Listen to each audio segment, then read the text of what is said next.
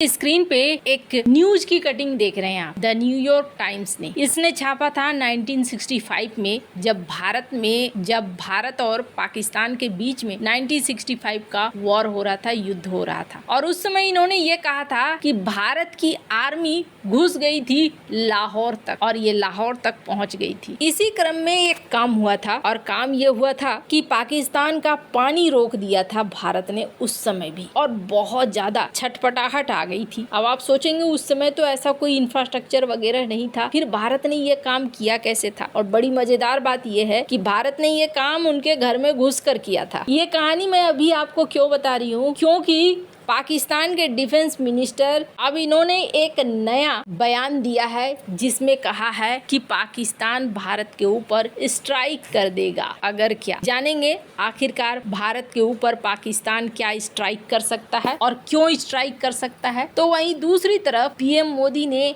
एक बार फिर से पाकिस्तान को क्या जवाब दिया है और क्यों ऐसा लगता है कि अब पाकिस्तान के लिए और भी बहुत सारे सरप्राइजेज आगे रखे हुए हैं। जियोपॉलिटिक्स में बहुत कुछ चल रहा है, हमेशा की तरह जानने को मिलेगा बहुत कुछ। आइए जानते हैं इन खबरों को विस्तार से। स्क्रीन पर एक आर्टिकल देख रहे हैं। पाकिस्तान के जो राजदूत है ना संयुक्त राष्ट्र संघ में, यहाँ पर इन्होंने चिल्लाना शुरू कर दिया है और चिल्लाते हुए इन्होंने बोलना शुरू कर दिया है कि भारत हमारे ऊपर काइनेटिक एक्शन लेने वाला है, जागो जागो, बचाओ, रोको। बिल्कुल इसी तरीके से उनके शब्दों को अगर देखेंगे, थोड़े डिप्लोमेटिक वर्ड्स को उन्होंने यूज किया है, लेकिन ऐसे ही शब्द बोले हैं। सबसे पहले तो ये काइनेटिक एक्शन क्यों चिल्ला रहे हैं, तो काइनेटिक एक्शन का मतलब होता है सैन्य कार्रवाई, मिसाइल से, ड्रोन से, हवाई हमला, बमबारी। और नॉन काइनेटिक क्या होता है, नॉन काइनेटिक हो गया साइबर वॉर या आर्थिक प्रतिबंध। तो यहाँ तो भारत नॉन काइनेटिक भी लगा रहा है और काइनेटिक अभी तक हुआ नहीं है, जिसको लेकर ये चिल्ला रहे हैं। ये यूएनएससी में चाहते हैं कि एक बैठक हो और यूएन की तरफ से भारत के ऊपर दबाव बने कि भारत ऐसा कुछ न करे, क्योंकि हमने पहलगाम वाला कोई भी चीज नहीं किया है। यूएनएससी के मेंबर देशों को ये मनाने की कोशिश कर रहे हैं कि भारत के काइनेटिक एक्शन से बचा जा सके। हालांकि ये चिल्ला रहे हैं यूएनएससी में ये सारी बातें। वहीं दूसरी तरफ अगर इनके पूर्व एनएसए को देखें, ये वो एनएसए हैं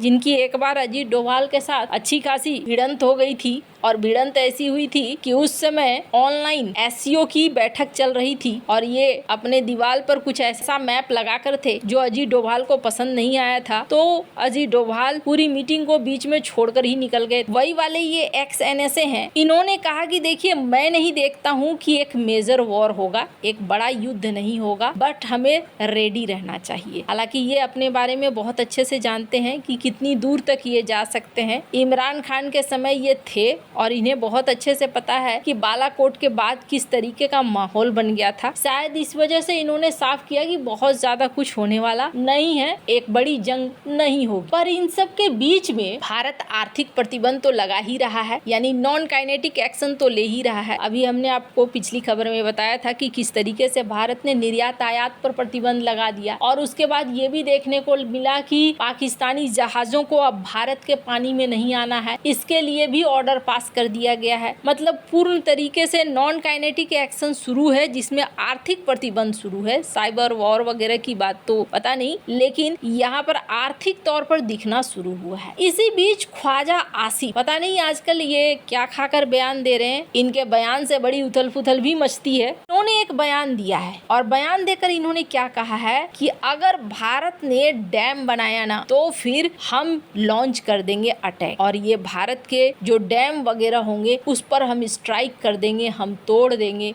हम बर्बाद कर देंगे। अब ये पता नहीं क्या सोच कर कह रहे हैं। इनको शायद अभी तक का इतिहास किसी ने बताया नहीं या पढ़ाया नहीं, या ये खुद पढ़े नहीं। 1965 में कुछ ऐसा ही सोचकर पाकिस्तान आया, और पाकिस्तान हर बार ऐसा ही सोच कर आता है। और आप देखेंगे, इतिहास उठाकर देखेंगे तो पहले क्या होता था, ज्यादातर जो युद्ध की बात हुई है, जंग की बात हुई है, वो हमेशा पाकिस्तान की तरफ से शुरू किया गया है, चाहे वो 1965 का हो चाहे 1948 की बात हो, चाहे 1971 की बात हो, तो जो भी हो शुरुआती लक्षण इनकी तरफ से दिखने शुरू हुए हैं। 1965 में भी ऐसा ही कुछ हुआ था और जब ये सोच रहे थे कि भारत हार जाएगा, उस समय भारत ने क्या किया था, भारत की सेना काफी अंदर तक पहुंच गई। दोनों ही एक दूसरे के क्षेत्रों पर कब्जा करने की कोशिश में लग गए और उस समय भी इंडस वाटर ये बहुत ज्यादा महत्वपूर्ण था। और 1960 में सिंधु जल संधि साइन ही हुआ था, जल बंटवारा हुआ ही था और इस समय ये संधि बड़ी कूटनीतिक जीत मानी जा रही थी कि तनाव चलो कम हो गया, लेकिन तनाव कम कहां से होगा, 1965 का युद्ध शुरू हो गया। तब भारत ने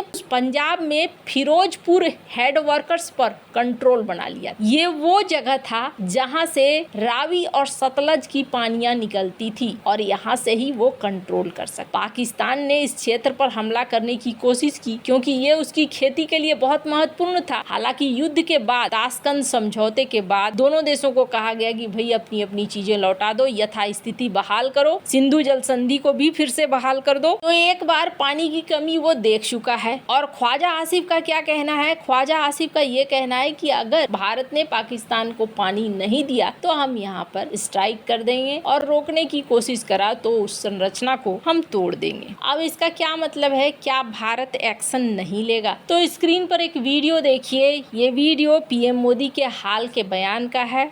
आमंत्रित किया है। फ्रेंड्स, हम एक मत है कि आतंकवाद मानवता के लिए सबसे बड़ा खतरा है। पहलगाम में हुए आतंकी हमले में मारे गए लोगों के प्रति राष्ट्रपति लॉरेंसो और अंगोला की संवेदनाओं के लिए मैं उनका आभार व्यक्त किया। We are committed to take firm and decisive action against terrorists and those who support them. We thank Angola for their support in our fight against cross-border terrorism. Friends, 140 crore भारतीयों की ओर से मैं अंगोला को अफ्रीकन यूनियन की अध्यक्षता के लिए शुभकामनाएं देता हूं, जिसमें पीएम मोदी ने इस बात को साफ किया है एक बार फिर से कि आतंकवादियों को छोड़ा नहीं जाएगा और उन पर कार्रवाई की जाएगी। ये पाकिस्तान की धड़कन बढ़ाने के लिए ये बयान काफी है। अब पाकिस्तान कितने दिनों तक इंतजार करता है कि भारत क्या एक्शन लेगा, वो देखने वाली बात होगी। वैसे रुक रुक कर भारत पाकिस्तान को मानसिक तौर पर टेंशन जरूर दे रहा है। आपको क्या लगता है इन सब मामले में, आपकी क्या राय है, कमेंट कर जरूर बताएं। जल्द मिलते हैं अगले वीडियो में नई खबर के साथ।